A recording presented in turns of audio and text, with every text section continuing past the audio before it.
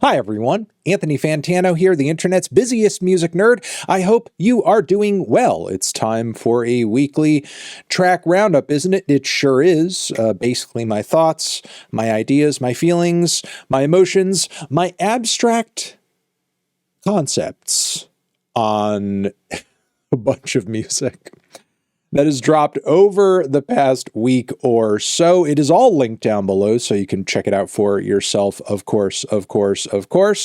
Also linked down below per usual. Turntable Lab link, we get kickback from it if you use it to, buy some music, a turntable, speakers, whatever your heart desires.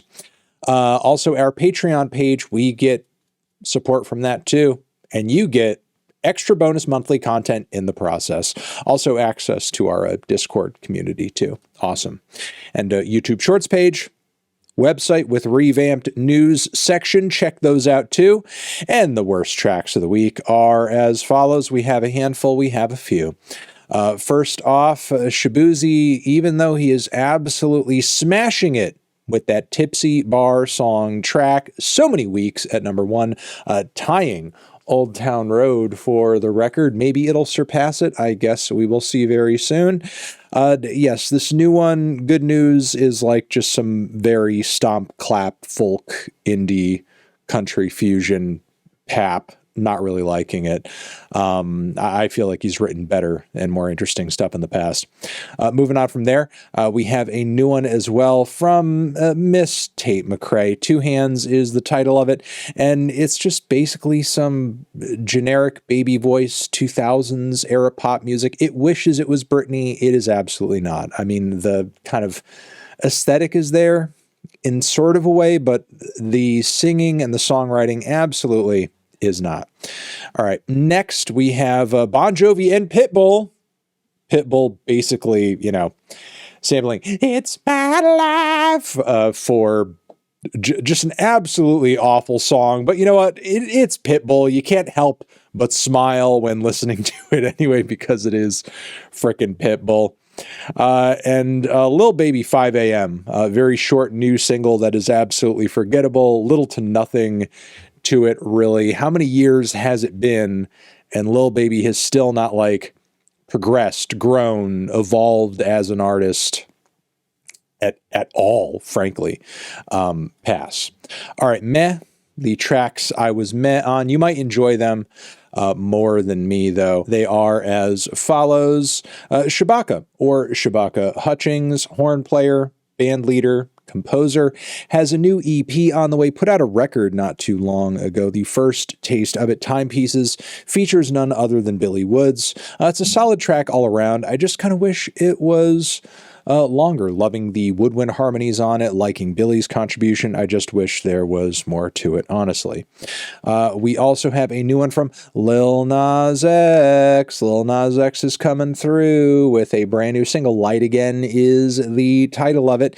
And I feel like content-wise, he's starting to run out of things to sing and rap about, frankly. The production is very kind of high grade and sounds very expensive and gets a little epic toward the end. But for the most part, I kind of feel like he's just borrowing a lot from Kid Cudi on this one. Just a lot of Kid Cudi vibes all around on the vocals, on the progression of the track, outside of almost like the Yeezus-esque ending at the very finish, but very Cudi all around, honestly. All right, next, we have what is maybe one of the slickest and most commercially geared posthumous tracks from Juice WRLD to come out in a long time, maybe the most kind of slick and commercial track ever to drop post Juice's passing. This is just like very, very melodic, very, very clean. It's kind of sounding dated at this point. It's locked obviously very deeply in that emo trap era. Nicki Minaj is on the track too, and she's kind of singing her butt off as well.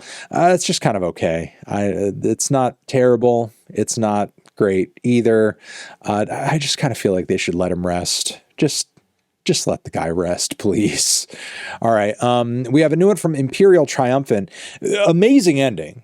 and really impressive series of progressions in the second half on this new single from this wonderful avant-garde progressive metal outfit. The first half, in my opinion, though, is kind of rough. Like it's cluttered and it's cacophonous in a way that I didn't really find to be all that interesting or flattering.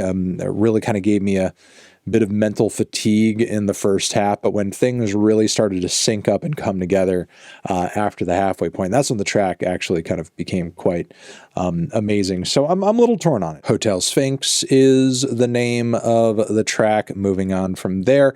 Next, Jack Antonoff, Bleachers, coming through with a brand new Christmas single.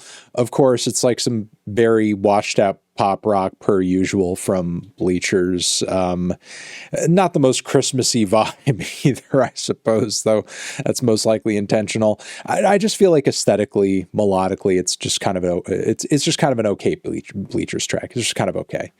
Moving on from there, we have Addison Rae teaming up with Arca for an Aquamarine remix. Arcamarine is the title.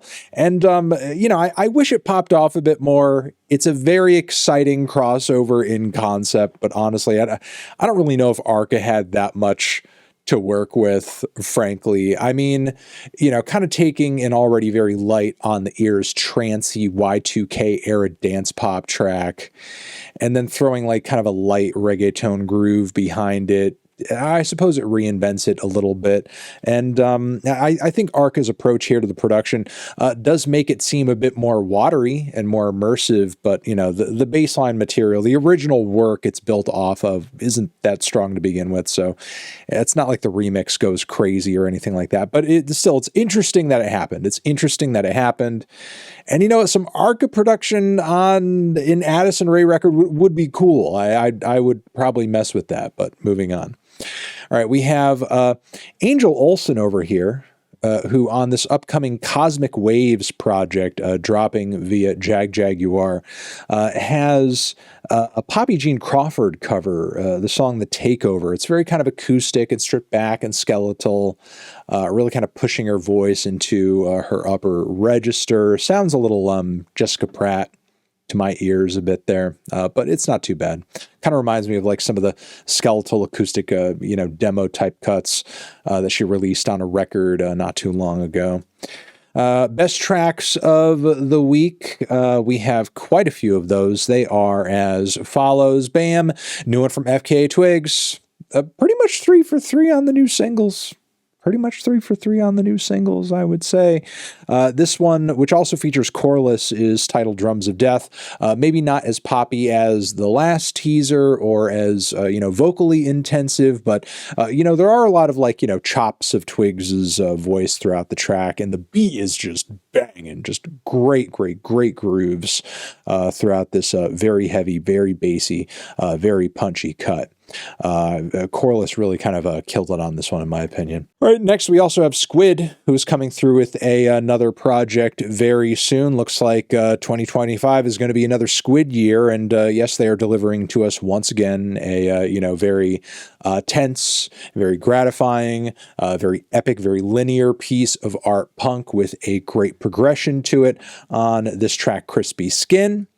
Also messing with this Killer Mike single, which I know isn't like the newest, freshest thing, but it's like kind of hitting streaming services now. Still talking that shit. It features Key Glock and Project Pat, who's really bringing some classic flows and inflections to the track. But great chemistry all around, and Killer Mike's rapping is bold, electrifying, and in your face per usual.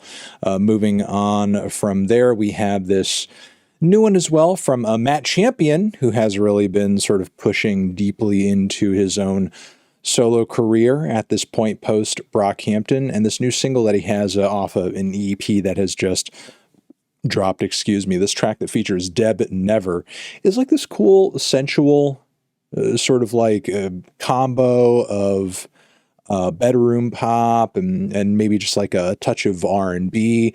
There's some decent vocal chemistry, and even though the singing is kind of understated, it's still got kind of like a snappy melody to it and a sweetness in the performance that I like a lot on the vocal side.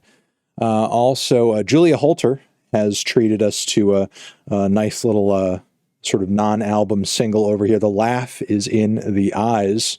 And of course, it's as gorgeous and wondrous and dreamy and abstract and as progressive as much of the pop music on her brand new album, Something in the Room She Moves, which is a record that you absolutely should spend some time with if you have not already.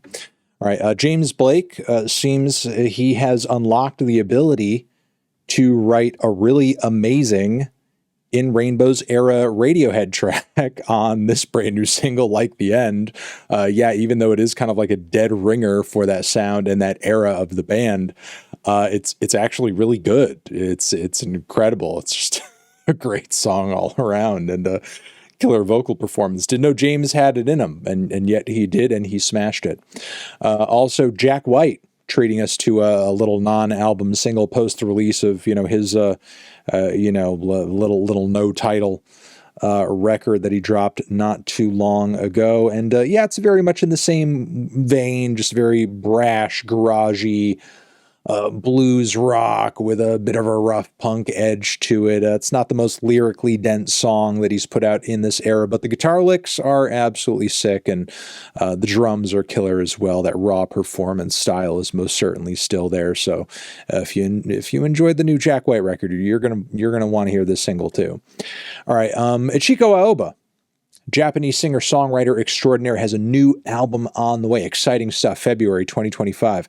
Our first taste of it. This Luciférine track is a gorgeous acoustic ballad with just dense, wonderful, luscious arrangements. The strings are amazing. The vocals are entrancing. You're going to want to give this a listen. This is just like pure bliss, pure beauty. You don't want to miss this one. That's for sure.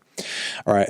Next, horsegiirL, teasing toward the EP that we're going to get toward the end of January. VIP, Very Important Pony, is coming through with another track, another teaser. First, we had Eat, Sleep, Slay, Repeat. And now we're getting this Take It Off track, which is kind of like a catchy but still grimy piece of like Euro dance. It's very slick. It's very groovy. It's very low key, but still entrancing and fun. Again, not as weird, not as quirky, not as out there as Eat, Sleep, Slay, Repeat, but still feeling this one quite a bit. All right, Clipping, experimental rap trio, has come through with another single. They dropped Run It not too long ago. This one over here, Keep Pushing, is also kind of seeing the group embrace maybe a bit more of a commercial sound, but Clipping stuff is usually so out there that like they could make their shit a bit more accessible, but it still has like an alternative appeal to it and is still like, quite adventurous for, a lot of rap standards out there. And yeah, I'm kind of feeling this direction. And David even sings a little bit on this track, which I feel like took a few listens for me to like really warm up to, but it works out quite well in the context of the group's overall sound. And finally, shout out to Blanck Mass, who has come through with a first single in a while over here. I believe Bloodhound is the title of it. And it's like this a crazy combination of like bright, hype, punchy electronics, but then like these very harsh, abrasive, killer, pounding, industrial passages, and it's quite the contrast. It is quite the progression. Comes to a really epic finish too.